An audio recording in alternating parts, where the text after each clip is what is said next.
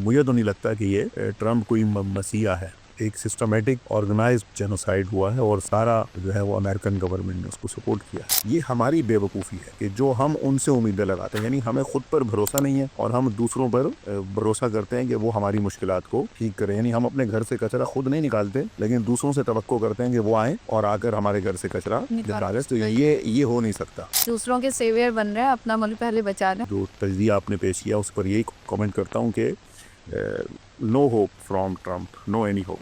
बिस्मिल्लाहिर्रहमानिर्रहीम। अस्सलाम वालेकुम नाज़रीन, मेरा नाम है मारिया बतूल और मैं एक एजुकेशनिस्ट हूँ। आज के रीसेंट पर्सपेक्टिव का एक नया प्रोग्राम खबर क्या है मैं लेकर हम हाजिर हुए हैं और इस प्रोग्राम का नाम है बैनुल-अक़वामी सियासत और मसला फ़लस्तीन। इसराइल की बर्बरियत फ़लस्तीन को लेकर कोई नई बात नहीं है।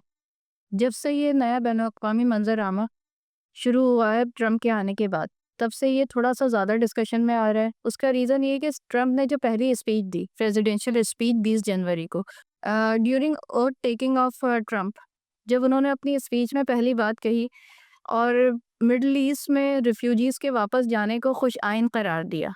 वहाँ पर उस वक़्त मुस्लिम उम्मा को ऐसा लगा कि शायद ट्रम्प के आने से हम पर कोई फ़र्क पड़ेगा। शायद आलमी सियासत का मंज़रनामा दोबारा से बदल जाएगा। शायद हो सकता है फ़लस्तीनियों को उनका हक़ मिल जाएगा। लेकिन कुछ ही टाइम बाद जब हम अब देखते हैं कि हकीकी मंज़र-आमा है क्या चीज़। 2 दिन पहले उन्हीं ट्रम्प साहब ने, जो कि 47 प्रेसिडेंट हैं यूएस के, उन्होंने ये कहा कि जितने लोग फ़लस्तीन के हक़ में मुज़ाहरा करेंगे, उनके वीज़ा को कैंसल कर दिया जाएगा। अगर स्टूडेंट बॉडी या किसी टीचर ने भी उनके फ़ेवर में कोई बात कही, किसी भी यूनिवर्सिटी में या तालीमी इदारे में, तो उन सबको बैन कर दिया जाएगा, उनकी डिग्रीज़ को मनसूख कर दिया जाएगा। उसके बाद एक वो भी वक़्त आया कि दोबारा से नकबा 1948 के बाद एक बार फिर वही बात मौज़ूए बहस आ रही है कि दोबारा से फ़लस्तीनियों को डिस्प्लेस कर दिया जाए। उन्हें दोबारा रिफ्यूजीज़ बनाकर या तो इजिप्ट भेज दिया जाए या तो जॉर्डन भेज दिया जाए। जबकि यूएन अपनी तरफ से तो इस स्टेट को एक इंडिपेंडेंट स्टेट करार दे चुका था। जब यूएन मानता है 146 कंट्रीज़ आउट ऑफ 193, 75% कंट्रीज़ इसको as a sovereign nation accept कर चुके हैं। उसके बाद फिर दोबारा ये बात दोबारा मौज़ूए बहस लेकर आना कि इन फ़लस्तीनियों को एज़ अ रिफ्यूजी भेज दिया जाए दूसरे मुल्कों में और इनकी जो एक इंडिपेंडेंट स्टेट है, उसको हम मानने से ही इनकार कर दें। इनके लिए कोई जगह नहीं रही है, ज़मीन तंग होती जा रही है। इस मौज़ू पे आज गुफ्तगू करने के लिए हमारे साथ डॉक्टर साबिर अबू मरियम हैं। डॉक्टर साबिर अबू मरियम एक एजुकेशनिस्ट भी हैं और इनका बड़ा रोल है इस पर्टिकुलर टॉपिक पे। ये अक्सर बात करते हैं और बड़े ही खूब मंझे हुए अंदाज में इस बात को ज़ेर बहस लाते हैं। यस सर, आपका इसके बारे में क्या ख्याल है? बिस्मिल्लाहिर्रहमानिर्रहीम। शुक्रिया मारिया। बिल्कुल जो जिस अहम मौजू की तरफ आज आपने ये लोगों की तवज्जो दिलवाने की कोशिश की है, मेरा ख्याल है ये इस वक्त दुनिया की सियासत का सबसे हॉट इशू है कि जब ट्रम्प आ रहे थे तो उनकी तकरीरें जो आपने कोट भी की हैं, अभी बताया भी है कि उन्होंने 20 जनवरी की तकरीर में आने के बाद और आने से पहले एक तकरीर का हवाला दिया आपने, कुछ बातें की थी, लेकिन अब उनका जो तर्ज अमल है वो बिल्कुल ही 180 डिग्री पर चला गया है। मसलन आप देखें कि जो कुछ उन्होंने कहा था कि वो जंगों की मुखालफत कर रहे थे, और ये बढ़िया, ये नारा तो बहुत अच्छा है। यानी आप ये नारा आप लगाएं, मैं लगाऊं, कोई भी लगाएगा तो दुनिया के पीस सीकर जो हैं, पीस लवर जो हैं, वो क्या करेंगे, इसको पसंद करेंगे। लेकिन ट्रम्प ने भी जब ये बात की तो ये खुशी की लहर थी और बहुत से लोगों ने इनसे उम्मीदें भी अपनी वाबस्ता कर ली। लेकिन अनफॉर्चुनेटली ट्रम्प फिर वही कर रहे हैं जो उनसे पहले उनके 46 प्रेसिडेंट्स करते चले आ रहे हैं। यानी फिर उन्होंने, जो आपने खुद ये बात की है, बहुत अच्छा आपने ये रिसर्च पेश की है, जो खबरों में भी चल रहा है कि वो गज़ा के लोगों को उन्होंने दोबारा से डिस्प्लेस करने की बात की, यानी फोर्सफुली डिस्प्लेसमेंट। जो 1948 का रेफरेंस आपने दिया वो बहुत इंपॉर्टेंट है कि उस वक्त भी 15 लाख फ़लस्तीनियों को उनके घरों से जबरी तौर पर निकाला गया था, और आज फिर वही तकरीबन 20-21 लाख फ़लस्तीनी हैं वो गाज़ा स्ट्रिप के, उनको ये निकालने की बात कर रहे हैं। तो ये मैं समझता हूँ कि अभी इंटरनेशनल अफेयर्स के अंदर या पॉलिटिक्स के अंदर जो इनसे उम्मीदें रखी जा रही थी, शायद वो दोबारा से दम तोड़ना शुरू हो गई हैं, और ये साबित होना शुरू हो चुका है कि ट्रम्प जंगों को बंद नहीं कर रहे। बल्कि हम इस पर अभी आगे भी बात करेंगे कि जब रूस की बात है तो रूस के साथ उनका क्या बिहेवियर हो चुका है, और वो गज़ा के साथ अब उनका बिहेवियर क्या होता चला जा रहा है, खुद पाकिस्तान के साथ। तो ये कुछ ऐसी मिसालें हैं जिनको देखकर मुझे तो नहीं लगता कि ये ट्रम्प कोई मसीहा है, बल्कि मैं समझता हूँ कि ये उन्हीं पॉलिसीज़ का तसलसल है जो जो इंसानी हकूक़ के भी यानी वो नुकसान पहुँचाती आई हैं। जो कुछ वो गज़ा में हुआ आप देखें, आप खुद एक बहुत सोशल एक्टिविस्ट हैं और आपकी बड़ी वो नज़र है चीज़ों पर, तो किस तरह वहाँ पे जेनोसाइड हुआ है। एक सिस्टमेटिक ऑर्गेनाइज्ड जेनोसाइड हुआ है और सारा जो है वो अमेरिकन गवर्नमेंट ने उसको सपोर्ट किया है। तो मैं ये आप जैसी जो तज्ज़िया आपने पेश किया उस पर यही कमेंट करता हूँ कि no hope from Trump, no any hope. जी डॉक्टर साहब, आपको नहीं लगता कि जब भी अमेरिका में गवर्नमेंट चेंज होती है या नया प्रेसिडेंट आता है, हम सारी उम्मीदें उनसे क्यों लगा लेते हैं? फिर यूएन का रोल क्या है? यूएन का एक रोल था कि उन्होंने जब एक नेशन मान लिए, सॉवरेन नेशन उसको करार दे दिया है, तो फिर भी हम फ़लस्तीन का इशू है, कश्मीर का इशू है, पाकिस्तान के अपने भी इश्यूज़ हैं। हम हमेशा ये क्यों देखते हैं कि ट्रम्प आएगा या कोई और प्रेसिडेंट आएगा, वो इस मसले को हल कर देगा, या अगर वो आया है तो ही सीज़फायर हुआ है। वो आया है तो वो हमारा मसीहा है। हर बार हम ये क्यों सोचते हैं? क्या हमारी अपनी या यूएन की अपनी कोई इसमें इंडिपेंडेंटली उसके पास कोई ऐसी अथॉरिटी नहीं है? जब इंटरनेशनल कोर्ट ऑफ जस्टिस खुद इसको अभी मई में 2024 मई में उन्होंने डिक्लेयर की ये बात कि वायलेशन हो रही है। बिल्कुल, आपके लॉ की वायलेशन हो रही है जो कि इसराइल कर रहा है। फ़लस्तीनियों के साथ नाहक हो रहा है। बिल्कुल। देखिए, हज़ारों, लाखों की तादाद में नहीं, मैं अभी अगर हम इन 15 महीनों की बात करें, हज़ारों की तादाद में सिविलियंस थे जिनकी जान गई है, बच्चे थे, औरतें थीं, उनका तो कोई कसूर नहीं था। फिर उसके बाद हम क्यों ये कहते हैं कि आके ट्रम्प हमारा मसीहा बन जाएगा? क्या इंटरनेशनल कोर्ट ऑफ जस्टिस या यूएन खुद अपने रोल प्ले नहीं कर सकते इसमें? ये भी ये बात बिल्कुल सही है आपकी कि और बड़ा ये एक जिसको कहना चाहिए कि दिल को लगने वाला सवाल है कि हर पाकिस्तानी, क्योंकि हम पाकिस्तान में बैठे हुए हैं तो हम तो पाकिस्तान के हिसाब से ये बात करते हैं कि जब हम पाकिस्तान की सियासत को भी देखते हैं तो हमारे यहाँ भी एक तबका है, एक लोग हैं इस तरह के जो मुसलसल ट्रम्प के आने से पहले खुशियाँ मना रहे थे और बड़ी-बड़ी बातें कर रहे थे, तबसरे हो रहे थे, अखबारों में आपने पढ़े थे, मैंने पढ़े हैं और कहते थे कि ट्रम्प आकर ये बदल देगा, पाकिस्तान को ये कर देगा पाकिस्तान। भाई हम खुद जब अपने मुल्क के लिए कुछ नहीं कर सके, इसका मतलब हम निकम्मे हैं। जब हम अपने मुल्क को तरक्की करने के लिए खुद हम सैक्रिफाइस नहीं कर सकते, खुद हम हार्ड एफर्ट्स नहीं कर सकते, तो भाई ट्रम्प कौन रखेगा? ट्रम्प क्यों करेगा? ट्रम्प तो 7 समंदर पार हमसे बैठा हुआ है और उसको क्या फ़िक्र है? उसको अपने अमेरिकन्स की फ़िक्र नहीं है। अगर आप सीरियसली उसके ऊपर कोई बात करने की अगर हम बात करें तो उसको तो अमेरिकन्स की भी फ़िक्र नहीं है। वो सिर्फ़ उनको बतौर टूल इस्तेमाल करता है। उसका काम है पैसे कमाना, उसका काम है कि मईशत को कैसे उसने अपनी, क्योंकि वो सौदेगर है। सौदागर से मुराद कि वो एक ताजिर है, वो बिज़नेसमैन है।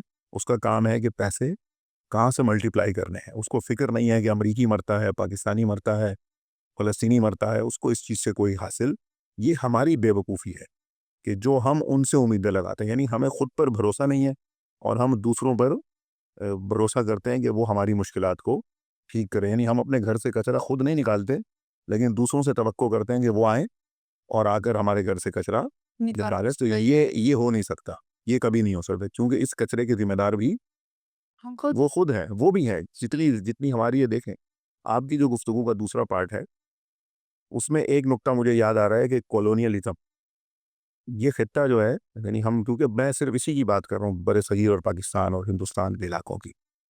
वो दूसरी दुनिया को छोड़ें, हम इधर हैं, हम अपनी बात करेंगे। यहाँ पर क्या था, कॉलोनियल सिस्टम था, कई सौ साल उन्होंने यहाँ पे रहे और जब गए तो न्यो कॉलोनियलिज़्म जो टर्मिनोलॉजी इस्तेमाल की गई थी, वो क्या थी कि अब बराह रास्त हमारे गोरे फ़ौजी नहीं बैठेंगे आकर, हमारे गोरे जर्नैल आकर यहाँ बैठकर वो मसनदों पे जो है वो कारोबार नहीं करेंगे, बल्कि हमारी वो जो मेन हमारी वो सीट है, वो मसनद है, वो बरतानिया में होगी, वो अमेरिका में होगी, वो न्यूयॉर्क में होगी, वाशिंगटन में होगी और फैसले कहाँ करेंगे हम? वहाँ करेंगे, इम्प्लीमेंटेशन यहाँ पर होगी। किसके ज़रिए होगी? मेरे ज़रिए होगी, आपके ज़रिए होगी, इनके ज़रिए होगी। तो आज जो पॉलिटिक्स है हमारे इलाकों में, यानी हमारे वो रीजन में ख़ास तौर पर, वो उसके ज़ेर असर है, कॉलोनियल सिस्टम के ज़ेर असर है और उन्हीं की मोहताज है। हमारे अपने मफादात हमें नन जो है वो अज़ीज़ नहीं है, बल्कि उनके मफादात अज़ीज़ हैं। मुझे कहने दीजिए कि अगर पार्लियामेंट के लोग नाराज़ ना हों हमसे, अगर उन तक ये बात जाए, तो आप पार्लियामेंट को उठाकर देखिए, जो डुअल नेशनैलिटीज़ निकलेंगी, वो या तो अमेरिकन होंगी या वो ब्रिटिश होंगी। वो इसलिए होंगी कि उनके साथ हम अलाइन हो चुके हैं। तो जब अलाइन है तो फिर उम्मीद भी मार सकते हैं, जबकि हम आवाम, जो पाकिस्तान की आवाम है, वो इस तरह नहीं है। वो इज़्ज़त चाहते हैं, वो इफ्तिखार चाहते हैं, वो यानी खुद मुख्तारी को एंजॉय करना चाहते हैं। जब आप सॉवरेनिटी की बात करते हैं तो फिर एंजॉय कौन करेगा वो सॉवरेनिटी? यानी इंटीरियर सॉवरेनिटी क्या है कि आपको तमाम राइट्स हासिल होने चाहिए, वो मुझे तमाम राइट्स हों, मेरे बच्चों को तमाम राइट्स होने चाहिए, हर पाकिस्तानी को इस चीज़ की आज़ादी हो। लेकिन अनफॉर्चुनेटली बहुत सारी मुश्किलात हमारी इस बैरूनी दबाव की वजह से, उसको बहुत सारी डिबेट हो सकती है कि IMF है, वर्ल्ड बैंक है, इनकी मुश्किलात हैं, फिर हमारे अपने जो एक नाकिस कारकर्दगी है। तो ये एक सिलसिला है। तीसरी बात जो फ़लस्तीन के लिए आपने की, जी हाँ, जब यूनाइटेड नेशन, तो ऐसा ही लगता है कि वो एक टूल बन चुकी है बस। अनफॉर्चुनेटली मैं ठंडी सांस लेकर यही कह सकता हूँ कि UN जो है वो एक खिलौना है और ये अमरीकी हुकूमत उससे जैसे चाहती है वो खेलती है। और सिक्योरिटी काउंसिल के अंदर जो वीटो पावर है ख़ास तौर पर, वो दुनिया के अंदर सबसे पहले सिक्योरिटी और पीस के अंदर वो रुकावट है। जब हम इंटरनेशनल कोर्ट ऑफ जस्टिस की बात करते हैं, हम UN की बात करते हैं, जब बात आती है रशिया और यूक्रेन वॉर की, तब तो डिसीजन बहुत जल्दी ले लिया जाता है। तब तो हमें पता होता है कि रशिया बुरा है, यूक्रेन वाले मासूम हैं। वैसे ही जब हम फ़लस्तीन और इसराइल की बात करते हैं, देखें वो वॉर तो है ही नहीं। बहुत सारे लोग उसको वॉर कहते हैं। और नहीं। वॉर जो है 2 इक्वल स्ट्रेंथ के लोगों के बीच में शुरू हुई है। फाइट भी फिज़िकली जो स्ट्रेंथ बराबर हो वहाँ पर होगी। वहाँ तो एक ऐसी एक छोटी-सी स्टेट है जिसके पास ना आर्मी है, ना उनके पास कोई सहूलियात है, ना उनके पास वेपन्स हैं। वो तो बेचारे सिर्फ़ अपने रेज़िलियंस पे खड़े हैं। बिल्कुल है। खाना-पीना उनके पास नहीं है, फैसिलिटीज़ नहीं, वो क्या लड़ेंगे? वो जंग तो कर नहीं सकते। इस वक़्त वो हालात है कि आप किसी को एक मकबूज़ा इलाके में ले जाएँ और चारों तरफ से उसके ऊपर फायरिंग कर रहे हो। वो तो बेचारे ही हैं। अच्छा। तो वो वॉर भी नहीं है, वो तो आपने ओप्रेस किया हुआ है। इसके बावजूद कोई रोल नज़र ही नहीं आता हमारा। और फिर मीडिया हमारा, कहते तो हैं फ्रीडम ऑफ स्पीच की बात करते हैं, लेकिन अक्सर ये हमने देखा है कि मीडिया जो है कंट्रोल्ड है। आपको क्या लगता है मीडिया का क्या रोल था इस पूरी वॉर में? मीडिया का रोल भी, जो इस सवाल का आपकी गुफ्तगू का आखिरी हिस्सा है, देखिए मीडिया ने अनफॉर्चुनेटली वो रोल प्ले नहीं किया जो करना चाहिए था। यानी जो खबर देनी चाहिए थी शुरू में दी। बहुत आपने भी नोट किया होगा कि हमारे तमाम टीवी चैनल्स के ऊपर हाइप पर थी, ये हो गया, ये हो गया। अच्छा, वो क्या दिखाते थे? वो नंबर्स दिखाते थे, 400 शहीद हो गए, 405 हो गए जनाब, 810 हो गए। और करते करते उन्होंने हज़ारों तक पहुँचे। फिर 6 महीने के बाद उन्होंने एक रिवर्स गियर लगाया अपनी गाड़ी में, और करते करते करते जो पहले नंबर पे न्यूज़ आती थी फ़लस्तीन की, उसको उठाकर 11वें नंबर पे कर दिया। यानी वो टॉप 10 से भी गायब कर दिया उसको। फिर वो टॉप 20 से भी अब गायब हो गई है। अब तो कहीं शादिर और नादिर कोई हादसा हो जाए वहाँ पर, किसी लीडरशिप का कत्ल हो जाए, कोई इसराइल वहाँ पे बड़ा कोई एक इंसिडेंट खड़ा कर दे, जिस तरह याह्या सिनवार या और लोग वहाँ पे जो शहीद हुए, तो खबर बनती है। अदरवाइज़ खबर है ही नहीं, फ़लस्तीन की किसी को फ़िक्र ही नहीं। तो ये भी एक डुअल स्टैंडर्ड के अंदर आती हैं ये चीज़ें, कि जब तक आपको रैंकिंग की फ़िक्र होती है, जब तक आपको ये होता है कि भई हमारे लोग जो है ना ज़्यादा टीवी दिखाएँ, हम ये करें तो हमारी रैंकिंग जाए ऊपर, तब तक आप वो मिर्च मसाला लगाकर और शोर-शराबे के साथ वो खबर देते हैं। लेकिन जैसे ही आपको लगता है कि बस अब ये यूज़्ड टू हो गई है खबर, आप उसको प्रायोरिटी से हटाते हैं। ये इसके साथ वो जस्टिस नहीं है। ये खुद इस शोबे के साथ जस्टिस नहीं है। खबर जो है वो खबर है। आज से 15 महीने पहले भी थी, 1948 में भी थी, आज 2025 में भी वो खबर उसी तरह से। उनके साथ इनजस्टिस जो 1948 में हुआ था, वो आज भी हो रहा है। वो सॉल्व तो नहीं हुआ ना अभी तक वो, यानी सॉल्यूशन नहीं हुआ है। हम तब तक उनके साथ रहना चाहिए जब तक उनकी वो मर्ज़ी के साथ, उनकी मर्ज़ी के यानी मुताबिक कोई सॉल्यूशन करें। तो हमारा हर किसी का काम है कि हम मीडिया के टूल पर भी उनकी मदद करें। हम जैसे जो लोग हैं, जो बोल सकते हैं, कहीं पर जाके बात कर सकते हैं, कुछ कलम से लिख सकते हैं, तो इसको हमें करते रहना चाहिए। यही एक सबसे बड़ी जो एक जो जो जो इंसानी रिस्पॉन्सिबिलिटी है। बहुत से लोगों को वो मज़हब से जो है आजकल एलर्जी होती है कि उनको कहें भई ये मज़हब की ज़िम्मेदारी है, तो वो कहते हैं नहीं, हमें मज़हबी छाप नहीं लगाओ, हमें इंसानी छाप लगाओ। चलें जी, आप इंसानी छाप लगा लें, ये भी अच्छी बात है, इससे कोई मुखालफत नहीं है। हम इंसान हैं, वो मज़हब तो हमारा कोई मुसलमान है, बाद में कोई ईसाई है, कोई कुछ है, कोई कुछ है, कोई बात नहीं, लेकिन इंसान तो है ना। अगर हज़रत ईसा अलैहिस्सलाम आ जाएँ, वो क्या होंगे? वो कहाँ होंगे? वो फ़लस्तीन के साथ होंगे। अगर पैगंबर गिरामी सल्लल्लाहु अलैहि वसल्लम तशरीफ़ लाएँ, वो किसके साथ होंगे? फ़लस्तीन। वो मज़लूमों के साथ होंगे, फ़लस्तीनियों के साथ होंगे, कश्मीर जैसे मज़लूमों के साथ होंगे। तो ये हमें समझाना है, ये ड्यूटी है। तो मीडिया का रोल शुरू में अच्छा था, लेकिन अनफॉर्चुनेटली अभी थोड़ा-सा जो है वो कम हुआ है, जिसको बढ़ाने की ज़रूरत है। नहीं डॉक्टर साहब, मीडिया भी तो कंट्रोल वही कर रहे हैं। बिल्कुल सही बात। अगर हम देखें कि शुरू में तो बहुत मज़लूम बना के इसराइलियों को पेश किया गया था कि मज़लूम इसराइलियों के ऊपर शायद हमास ज़ुल्म कर रहा है। तो शुरू में एक डिफरेंट पर्सपेक्टिव बिल्ड किया गया था, लेकिन वो वक्त के साथ सच तो छुपता नहीं है। सच छुपता नहीं था, सच सामने आ गया। और उन फ़लस्तीनियों की भी बड़ी एफर्ट्स हैं। वो सारे लोग जो शायद जर्नलिस्ट नहीं भी थे, फ़लस्तीनी वो सारे बच्चे थे उनके या जो स्टूडेंट्स थे, उन्होंने खुद रिपोर्टिंग शुरू कर दी। बहुत सारे अब शहीद भी हो चुके हैं। इसमें बहुत बड़े-बड़े नाम हैं जिन्होंने इस तरह से काम किया। मुअत्तज़ वगैरह जो काम कर रहे थे, बहुत अच्छा काम 208 सहाफ़ी शहीद हुए हैं अब तक। 208 सहाफ़ी शहीद हुए हैं, लेकिन सहाफ़ी कम्युनिटी उनके लिए कितना बोल रही है, हमें ये नज़र नहीं आता अभी। जबकि एक छोटा-सा भी इंसिडेंट हो जाए, तो ये कम्युनिटी बहुत बड़ी है और आप बहुत स्ट्रॉन्ग है। एक किसी सहाफ़ी को कह दें कि यहाँ से उठ जाओ, वहाँ चले जाओ, तो वो एक बहुत बड़ा इश्यू बन जाता है प्रेस कॉन्फ्रेंस में। बड़े-बड़े वज़ीरों को ही वो जो है वो वहाँ पे जो बायकॉट कर दिया जाता है उनका। लेकिन ये 208 सहाफ़ी शहीद हो गए। इसका मतलब है कि एक नैरेटिव बिल्ड कर दिया गया है और डीप डाउन हमें भी पता है कि कंट्रोल कौन कर रहा है। उनके अगेंस्ट बोलते हुए शायद सहाफ़ी हज़रात भी हमारे डर रहे हैं। तो अच्छा, हम ये वाली बात करते हैं, लेकिन आपको क्या लगता है कि हम ट्रम्प की बात कर रहे हैं, हम यूएन की बात कर रहे हैं, इंटरनेशनल कोर्ट ऑफ जस्टिस की बात कर रहे हैं। इस सब के बीच में फ़लस्तीन एक मुस्लिम कंट्री है, मुस्लिम नेशन है। वहाँ पे हमारे उम्मत मुस्लिमा का इसमें क्या रोल आपको नज़र आता है? पाकिस्तान समेत ओआईसी कहाँ खड़ा हुआ है? हमारे अपने जो मुस्लिम लीडर्स हैं वो क्या कर रहे हैं? क्या कोई इसके खिलाफ आवाज़ बुलंद करता है या किसी ने यूएन में इस इश्यू को उठाने की कोशिश की है? पाकिस्तान से किसी ने इसको मल्टीपल फोरम्स पे, इंटरनेशनल फोरम्स पे डिस्कस किया है? आपको क्या लगता है कि हम खुद क्या कर रहे हैं अपने मुसलमान बहन-भाइयों के लिए, जो वहाँ पे शहीद भी हो रहे हैं, हालात भी ख़राब हैं, सब नज़र आ रहा है। तो इसमें मुस्लिम उम्मा का क्या रोल है? बिल्कुल, एक बात आपके पिछले वाली जो आपका एनालिसिस था उसमें रह गई थी, जो आपने यूक्रेन का हवाला दिया था। मैं उसमें ये कहना चाहता था कि ट्रंप के सिनेरियो में कि ट्रंप ने एक तरफ कहा कि पुतिन से मिलना चाहते हैं, लेकिन दूसरी तरफ उनको सैंक्शंस की धमकी भी दी है। और क्रेमलिन ने उसको बहुत फुर्ती के साथ और होशियारी के साथ एक जवाब भी दिया है ट्रंप को। तो वो जो आपने बात की थी कि यूक्रेन वाले मसले पर तरजीहात कुछ और हैं, जबकि कश्मीर, फ़लस्तीन अभी 5 फरवरी भी आ रहा है। आपको पता है 5 फरवरी पाकिस्तान में कश्मीर डे मनाया जाता है और इसके लिए यकजहती होती है।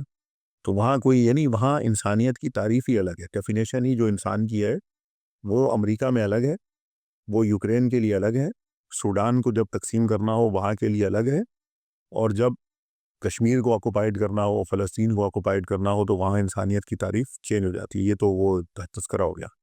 जहाँ तक मुस्लिम उम्मा का किरदार है, मैं एक वो मिसाल से आपकी खिदमत में अर्ज़ करता हूँ कि देखिए, छोड़ दें 1948 से अब तक 76 ईयर्स की स्टोरी बहुत बड़ी है, वो तो शायद कई दिन गुजर जाए हम बताएं। 15 महीने में क्या हुआ है? गज़ा के बच्चे मरते रहे, आपने खुद बयान किया है, ख़वातीन के साथ क्या हुआ, सब कुछ तबाह हो गया ना। इन 15 महीनों में जो सबसे अहम काम हो सकता था वो क्या था? वो ये था कि जो मुसलमान ममालिक इसराइल के साथ ट्रेड कर रहे हैं, वो बिजनेस कर रहे हैं, एक सिंपैथी के लिए रोक देते।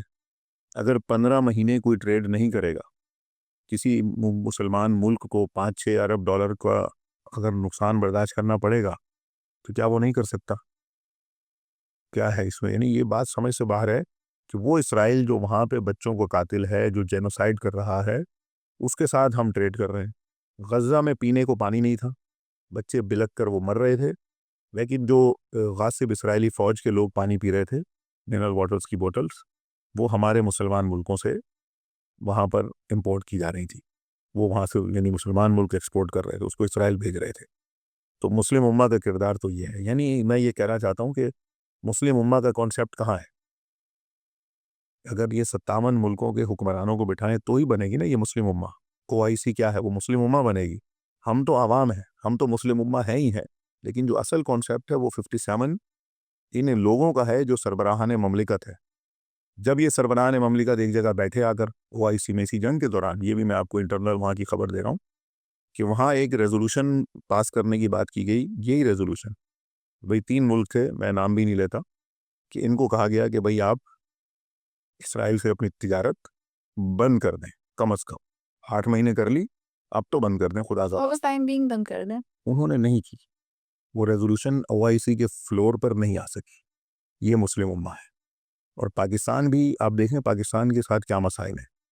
पाकिस्तान को चारों तरफ से घेरा गया है, फिफ्थ जनरेशन वॉर के नाम पर आप देखें क्या कुछ हो रहा है पाकिस्तान में, कितना बड़ा एक तमाशा है।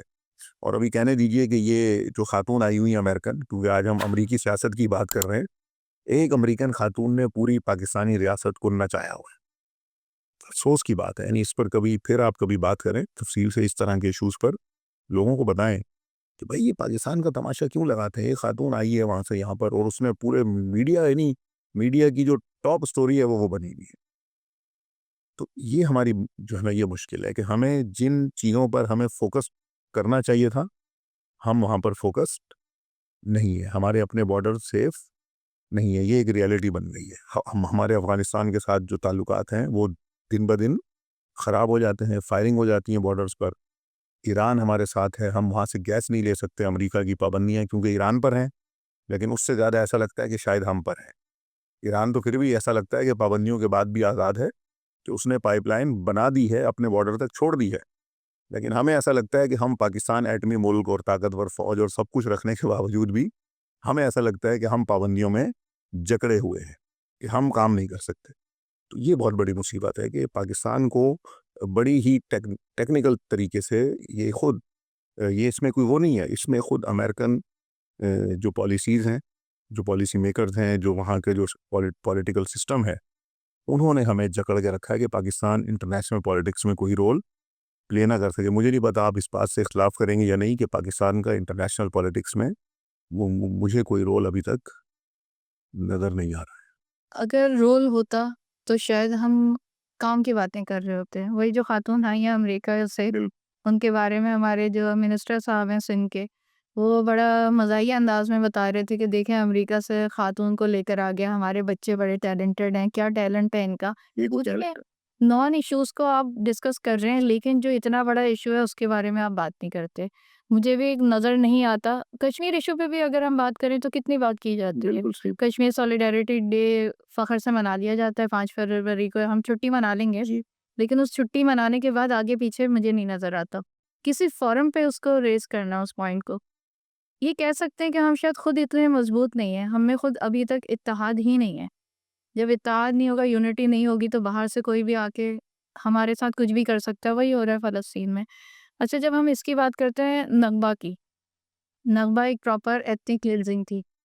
अचानक से अब दोबारा उन्हीं चीज़ों पर हम आ रहे हैं कि जो अब ये बात हुई कि दोबारा से एथनिक क्लींजिंग की तरफ जा रहे हैं। ट्रम्प साहब ने ये फरमा दिया है, जिनको हम कभी मसीहा समझ रहे थे, कुछ दिन पहले 20 जनवरी तक समझ रहे थे, और अब 10 दिन ही हुए हैं कि उन्होंने ये बात कर दी कि इनको डिस्प्लेस कर दिया जाए। डिस्प्लेस जॉर्डन ले जाए या इजिप्ट ले जाए।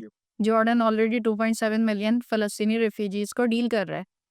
उन्होंने मना कर दिया कि हम नहीं लेकर जा सकते। और अगर रियलिस्टिकली भी देखें, वो फ़लस्तीनी आपको क्या लगता है जो पिछले 15 महीनों से अपनी बक़ा की जंग लड़ रहे हैं, उन्हें कहीं जाना होता तो वो पहले ही चले जाते। सीज़ फायर हुआ, वो वापस अपने टूटे हुए घरों में चले गए हैं, वो वहाँ पर टेंट लगा लेंगे, लेकिन वो अपनी ज़मीन को नहीं छोड़ना चाहते। अपना घर कौन छोड़ना कोई नहीं छोड़ना चाहता। वही तो ये एक दोबारा एथनिक क्लींजिंग की तरफ ट्रम्प खुद नहीं लेके जा रहा। आपको क्या लगता है कि ये तो वही बात आ गई कि दोबारा से एक और नकबा?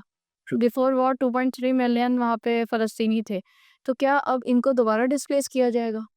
ये वाक़ई एक बहुत ही सेंसिटिव पॉइंट है जो ट्रम्प ने रेज़ किया है, और मेरा ख़्याल है कि ये तमाम तर इंसानी हुकूक की खिलाफवर्जी है सबसे पहले, क्योंकि ये हमें ह्यूमन राइट्स पढ़ाते हैं ये हमें, हालांकि हमें पता है ह्यूमन राइट्स क्या है, लेकिन जो ह्यूमन राइट्स हमें ये पढ़ाते हैं हम उसी पर बात करते हैं कि भाई आपकी ह्यूमन राइट्स की लिस्ट में ये कहाँ पर लिखा गया है कि इस तरह किसी के बारे में आप फैसला करें। यानी फ़लस्तीन जो ताल्लुक़ रखता है वो फ़लस्तीनियों के साथ है। आपको पता है कि 1948 तक फ़लस्तीन के अंदर, उससे पहले कब तक ये हिजरत नहीं करवाई गई थी यूरोप से और बाकी मुल्कों से, ज्यूस, क्रिश्चियंस एंड मुस्लिम्स, ये 3 बड़े रिलीजन हैं जो इस्लाम, ये जो आसमानी रिलीजन कहलाते हैं, ये साथ रहते थे, साथ ही प्रैक्टिस करते थे। वहाँ पे इबादत गाहें भी सबकी अपनी अपनी हैं और फ़लस्तीन का झंडा लगाते थे। आज भी आप देखें कि अमेरिका में जो जो यहूदियों की बहुत बड़ी तादाद है, वो फ़लस्तीन का परचम उठाती है, इसराइल का नहीं उठाती। इसका मतलब है कि यहूदी बतौर मज़हब इसराइल के हक़ में नहीं है। ये एक पॉलिटिकल गेम है जो ज़ायनिज़्म का है, जिसने वहाँ पे कब्ज़ा किया है। एक बात ये है, और फिर जो 1948 का आपने वो नकबा का हवाला दिया है, वो बहुत बड़ी तबाही है। ये नकबा के माना ही यही है कि एक बहुत ख़तरनाक किस्म की तबाही हो। ये बिल्कुल कैटास्ट्रॉफिक, अरबी का ये लफ्ज़ है, वो नकबत वहाँ से निकला है। तो बहुत बड़ी तबाही क्या थी, मैंने पहले भी कहा है कि 15 लाख फ़लस्तीनी निकाल दिए थे। 600 देहातों को विदिन 24 आवर्स वहाँ पे कत्लेआम किया गया था और 25,000 फ़लस्तीनी एक दिन में कत्ल किया गया था। आज 15 महीने में 47,000 मारे गए। उस वक्त एक दिन में 25,000 कत्ल किए गए थे और मीडिया इतना मॉडर्न नहीं था। खबरें आप तक, हम तक उस वक्त जो है ना, उस वक्त के जो ज़माना था, इस तरह से नहीं आई थी। लेकिन अब ये ज़माना बदल गया है, अब खबर आती है। तो मैं खुलासा ये करता हूँ कि जो ट्रंप का बयान है वो तमाम तर इंसानी और बुनियादी हुकूक की खिलाफ वर्जी है, इंसानियत की तमाम तर उन इकदारों की खिलाफ वर्जी है जो हमें सोसाइटी में जो नज़र आती हैं। ये यानी इसको ये कहा जाए कि इंसान दुश्मन पॉलिसी है, तो ये बेजा नहीं है, यानी वो गलत ना होगा, एक बात है। दूसरी बात यह है कि आपको किसने राइट दिया है कि आप फ़लस्तीनियों की किस्मत, जब सारे फ़लस्तीनी 48 तक एक साथ रहते थे, यहूदी, ईसाई, मुसलमान, तो अब भी वो रह सकते, वो फ़लस्तीन के झंडे के नीचे रह सकते हैं। सवाल यह है कि जो आपने लाकर यहाँ बसाए हैं, वो आप उनको ले जाएं। अगर आपको बहुत दर्द है तो यहाँ पर इनको, यानी फ़लस्तीनियों को आप चाहते हैं कि वो निकल जाएं और इसराइल बन जाए, तो भाई ग्रीनलैंड आपके पास है, अमेरिका में और बड़े बड़े जजीरे हैं और बड़ी बड़ी जगह हैं, आप ले जाएं। ये थोड़े से यहूदी हैं यहाँ पर, सहूनी जो भी 60-70 लाख हैं, आप इनको ले जाएं। और आपको पता है कि 87,200 ज़ायनिस्ट सेटलर्स पिछले 15 महीने में रूस चले गए हैं। जो रूस से आकर यहाँ पर आबाद हुए थे वो वापस चले गए हैं रूस, इस जंग की वजह से। अब वो वापस आने को तैयार नहीं है। इसी तरह बहुत सारे हैं जो यूरोप चले गए हैं। तो बेहतर है कि ये बेचारे फिर इधर उधर जाएं, फिर 10 साल 20 साल बाद इनको उनके जो है ना वो उनको कोई ख्वाब आए कि हमें रियासत बनानी है और फिर ये निकल पड़े किसी और मुल्क पे कब्जा करें। तो मेरा ख्याल है ट्रंप को चाहिए कि वो इनको अमेरिका ले जाए, वहाँ बसाए, एक अच्छी सी रियासत बना के दे और उस रियासत का वज़ीर आज़म नेतन्याहू को बनाए और पूरी दुनिया को कहे भाई इनके साथ काम धंधा करो, कारोबार करो, हम भी करेंगे, कोई मसला नहीं है। लेकिन फ़लस्तीन से ले जाए इनको, यानी फ़लस्तीनियों को ना निकाले, बल्कि जिनको इधर ला के बसाया गया है असल उनको यहाँ से निकाले और अपने पास ले जाए।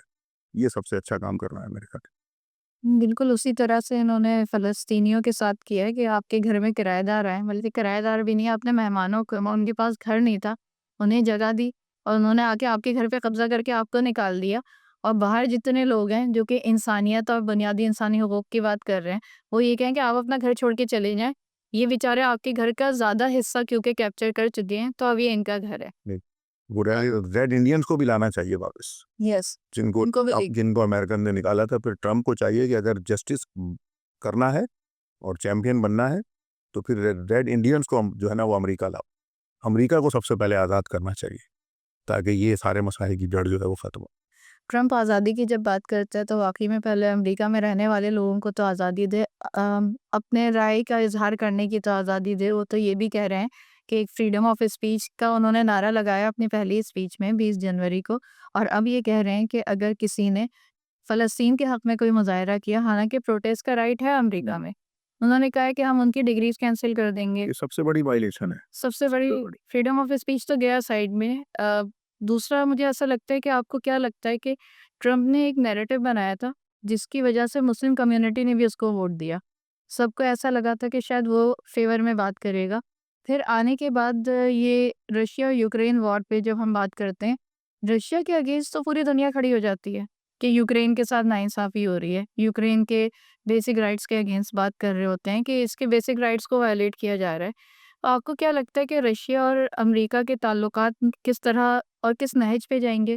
क्योंकि यूक्रेन की तरफ सपोर्ट तो पूरा इंटरनेशनल मीडिया भी दिखाता है और सबकी है। और उन्हीं ग्राउंड्स पे जब हम फ़लस्तीन की बात करते हैं तो उसका तो ज़िक्र भी नहीं करते। नाम तक फ़लस्तीन का नहीं लिया जाता, जबकि दुनिया का बहुत बड़ा इश्यू है। इतने ज़्यादा लोग इतने कम टाइम में कभी भी मर, दुनिया का सबसे बड़ा इशू फ़लस्तीन। सबसे बड़ा इश्यू है। लेकिन जब वो स्पीच देते तो फ़लस्तीन का नाम भी नहीं लेते। और कुछ टाइम पहले मुस्लिम यही डबल स्टैंडर्ड। मुस्लिम कम्युनिटी के वोट्स नहीं आना जी इस बात पे। अब ये उन मुसलमानों को भी सोचना चाहिए अमेरिका के कि हमने किसको वोट दिया। वोट अगर तो इसलिए उसके बाद वो धोखा देकर चले गए, ये कह सकते हैं। और रशिया के अगेंस्ट बात कर रहे हैं। फिर दूसरा चाइना वाला जो डिस्प्यूट है पनामा कैनाल पे, उन्होंने कहा है कि वो तो हमने पनामा को दिया था, हमने चाइना को नहीं दिया था। अब हमने क्योंकि चाइना को नहीं दिया था तो हम वापस ले लेंगे। अब अमेरिका और चाइना के ताल्लुकात किस तरफ जाएंगे, और ख़ास करके रशिया की तरफ इनका इंक्लिनेशन थी एक तरफ वो पुतिन को बुला रहे थे बात करने के लिए और दूसरी तरफ जो है वो यूक्रेन के सपोर्टर ये सैंक्शंस की धमकियां भी दे रहे हैं। धमकियां भी दे अच्छा धमकियां देने का तो बहुत शौक रहा है हाँ, ओएसएल को बिल्कुल। वो हमने भी बहुत सह ली हैं बिल्कुल ऐसी। और अभी भी आप देखें कि उन्होंने कई महाज खोल दिए। कनाडा का एक महाज है, कनाडा कोलंबिया का एक महाज है, चाइना एक महाज खोल दिया उन्होंने, पाकिस्तान को खोला हुआ है। ठीक है, पाकिस्तान के साथ भी वो हमारे साबिक वज़ीर आज़म थे, उसके ऊपर पॉलिटिक्स करके पाकिस्तान को स्पार्क कर रहे हैं। ईरान के साथ कर दिया है। और मैं आपको मज़े की बात बताऊं कि जो ईरान मुखालिफ कुव्वतें हैं, ये एक नई खबर है, जो अमेरिका में जिनकी फंडिंग अमेरिकन गवर्नमेंट और CIA करती थी कि वो ईरान के ख़िलाफ़ वहाँ पर काम करें, और ये जो ईरानी रिजीम है इस वक्त जो इस्लामिक रिवॉल्यूशन की बेस पर है, उसके ख़िलाफ़ प्रोपेगेंडा वॉर और सारा कुछ करें, उनकी $60 मिलियन की एड ट्रंप ने बंद कर दी है। एक सिर्फ एक ऑर्डर के जरिए कहा कि ये बंद कर दो, ये नहीं चाहिए। यानी ये बहुत बड़ा एक, यानी मैं ये समझता हूँ कि ट्रंप को अगर ये कहा जाए कि वो खुद अमेरिका की तबाही का बाइस भी बन सकता है, तो ये बात भी कहीं ना कहीं दुरुस्त लगती है, इस वजह से कि आप जो इन्होंने महाज खोले हैं पूरी दुनिया में, यानी कोई भी किसी भी मुल्क का सदर या कोई अच्छा सियासतदान कभी इस तरह नहीं करता कि मैं आपसे भी लड़ रहा हूँ, इनसे भी लड़ रहा हूँ, अपने इर्द गिर्द बैठे सबसे लड़ रहा हूँ, और दूर बैठे हुए से भी लड़ रहा हूँ। भाई मैं किस किस से लड़ूंगा? नहीं लड़ सकता। बिल आखिर जो एंड होगा वो अमेरिका का खसारा होगा, और अब हो रहा है। आपने जो चाइना की भी एक मिसाल दी, वो पानामा वाला तो एक स्पेसिफिक अलग केस है, लेकिन जब चाइना का जिक्र आया तो आपको पता है कि वो जो AI टूल उन्होंने जो इंट्रोड्यूस करवाया है, डीप सी डीप सी, उसने क्या किया? उसने पूरी अमेरिका की जो जो इकोनॉमी है उसको झंझोड़ के रख दिया। एक दिन में $500 अरब का लॉस जो है ना वो अमेरिकन इकोनॉमी को हुआ है। तो ये यानी तब्दीलियां जो आ रही हैं, इसमें मेरे ख्याल है ट्रंप को सोचना चाहिए, कोई अच्छे मुशीर अपने साथ रखने चाहिए। सारे उन्होंने पता नहीं कौन कौन रख लिया है, जो हर वक्त सिर्फ वो ट्विटर पे लिखते रहते हैं बैठकर सारा दिन कि भाई free Pakistan, free Iran, free फला। भाई फ्री अमेरिका करो पहले, अपने आप को बचाओ कि वहां से निकलो, तो फिर जो है ना कोई दूसरों की तरफ आप देखें। मिस्टर ट्रम्प कहते तो हैं मेक अमेरिका ग्रेट अगेन, लेकिन आने के बाद वो जो काम कर रहे हैं मुझे लग रहा है कि जितना आया वो देंगे अमेरिका, वो बच जाए तो बड़ी बात है। दूसरों के सेवियर बन रहे हैं, अपना मुल्क पहले बचा लें। वो खुद ही डबोएंगे इंशाल्लाह। या मुझे भी यही लगता है कि जो हालात जिस तरफ जा रहे हैं देखें धोखा तो आप दे नहीं सकते किसी को। अब मीडिया का दौर है, हमें सब पता है। फ़लस्तीन का भी हमें पता है इसी तरह से चला, क्योंकि चाहे मीडिया इंडिपेंडेंट हो ना हो, सोशल मीडिया का बड़ा रोल था इसमें। सोशल मीडिया पे सच आता था, वो बताते थे कि अटैक हुआ है इसराइली फ़ौज पे, बाद में पता चलता था कि वो तो हॉस्पिटल पूरा जला के चले गए। तो सोशल मीडिया का बड़ा अच्छा एक रोल रहा। और अब सर आखिर में कुछ आप कश्मीर सॉलिडारिटी डे आ रहा है हमारा, उस पे कुछ कहना चाहेंगे? क्योंकि हालात तो वही हैं। फ़लस्तीन का इशू सबसे बड़ा है, शायद उतना बड़ा कि उस तरह की एथनिक क्लींजिंग नहीं हो रही, लेकिन फिर भी लेकिन बात बिलाते वही है कि सॉवरेनिटी कहाँ है, हमारा इशू है वो, और हमारा बहुत बड़ा इशू है वो। और वहाँ पे भी आप देखें बेसिक ह्यूमन राइट्स की वायलेशन ऑन डेली बेसिस वो हो रही है। बुनियादी हुकूक उन्हें नहीं मिल रहे, उनको वैसी आज़ादी हासिल नहीं है, या उनका जो हक़ खुद इरादियत था सबसे इम्पोर्टेंट है। वही उनको नहीं मिल रहा। उसके बारे में आप कुछ कहना चाहेंगे? जी बिल्कुल, मैं यही कहता हूँ कि देखें, अगर हुकूमतें सुस्त हो जाएँ, हुकूमतें काम ना करें, सुस्ती का मुज़ाहरा करें और काहिल हो जाएँ या तवज्जो ना दें, कोई भी अल्फ़ाज़ इस्तेमाल कर लें, अच्छे अल्फ़ाज़ जो अखलाकी दायरे में हों, क्योंकि आजकल नाराज़ हो जाती हैं हुकूमतें, तो उसके जो हम जैसे अवाम हैं, जो तालिब इल्म हैं, जो यूनिवर्सिटियों में पढ़ने वाले हैं, पढ़ाने वाले, ये उनकी रिस्पॉन्सिबिलिटी है कि वो अपने नेशनल इश्यूज़ को, नेशनल कॉज़ेज़ को अलाइव रखें। ये हमारी ड्यूटी है कि हम अपनी नई जनरेशन को ये बताएं कि फ़लस्तीन का मसला क्या है, कश्मीर का मसला क्या है। ये नहीं है कि अगर आज हुकूमतें खामोश है और वहाँ पे कोई किसी उसकी मदद नहीं कर रहा, तो हम भी चुप रहें। अवाम का ये काम है कि वो उनको याद रखें, उनको गाए बगैर। और ये अच्छा है कि 5 फरवरी अगर पाकिस्तान के अंदर एक यकजहती का दिन मनाया जाता है। ये दिन भी बड़ी एक समझ लें कि तहरीकों के अंदर बड़ी अहमियत रखते हैं, कि जब जो आज़ादी की तहरीकें होती हैं, उसमें इन जो तारीख़ों का रोल होता है, वो दिनों का, ये भी बड़ा इंपॉर्टेंट होता है कि कम से कम एक दिन तो मिलता है कि भाई इन मज़लूमों की हम बात करते हैं। तो ये बहुत अच्छा है। मैं सबसे यानी अपने पाकिस्तानी भाइयों बहनों से सबसे कहता हूँ कि कश्मीरियों को याद रखें, जितना उनकी मदद आप कर सकते हैं सफारती सतह पर, सियासी सतह पर, इखलाकी सतह पर, जो जितनी ताकत रखता है वो करे। सेम इसी तरह जिस तरह हम फ़लस्तीन के लिए करते हैं कि हम उनकी सियासी मदद करें, इखलाकी मदद करें, सफारती मदद करें।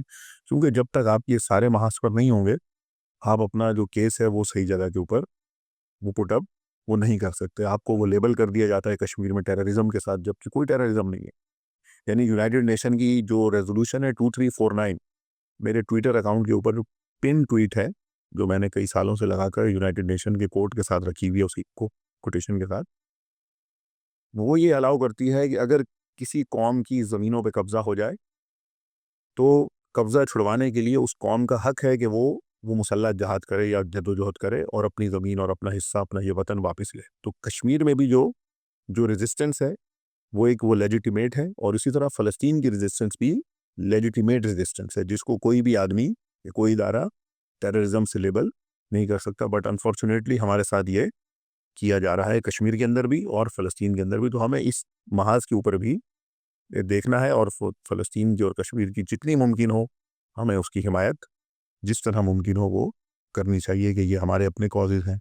और अगर हम इनको भूल जाएंगे तो हमारी अपनी नेशनल जो आइडेंटिटी है, जो हमारी नेशनल आइडियोलॉजी है, उसका भी फेलियर हो जाएगा। और अगर हमारी आइडियोलॉजी ख़त्म हो जाए तो हम पाकिस्तान आइडियोलॉजी की बुनियाद पर हैं, फिर पाकिस्तान का वो मकसद ही ख़त्म हो जाएगा।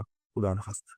बिल्कुल सही एक बात है कि जब आइडियोलॉजी जिस पे कोई भी मुल्क खड़ा होता है, जब उसी की बका पे बात आ जाए, बात आ तो फिर तो बात ख़त्म ही हो जाती है। इसके साथ ही नाज़रीन, हम आज के इस प्रोग्राम के अख्ताम पर पहुँचते हैं, इस उम्मीद के साथ कि आज जिस मौज़ू पे हमने थोड़ी-सी अपने-अपने राय का इज़हार किया है, इससे आपको कुछ ना कुछ सीखने को मिलेगा। चाहे मज़लूम कश्मीर में हो, फ़लस्तीन में हो, सूडान में हो, हमें इंसान के बुनियादी हकूक़ पे बात करनी है। उसके लिए लोगों को अवेयरनेस देनी है, और इस अवेयरनेस की वजह से अगर कहीं किसी मज़लूम का कुछ फ़ायदा हो जाता है, तो मेरा ख़्याल है इससे बेहतरीन कोई बात नहीं हो सकती। आज हम इसको इख्तिताम पर लेके जाते हैं। बहुत-बहुत शुक्रिया डॉक्टर साहब आपका, और इंशाल्लाह किसी नए प्रोग्राम में किसी नए मौज़ू के साथ हम दोबारा ज़रूर मिलेंगे। शुक्रिया।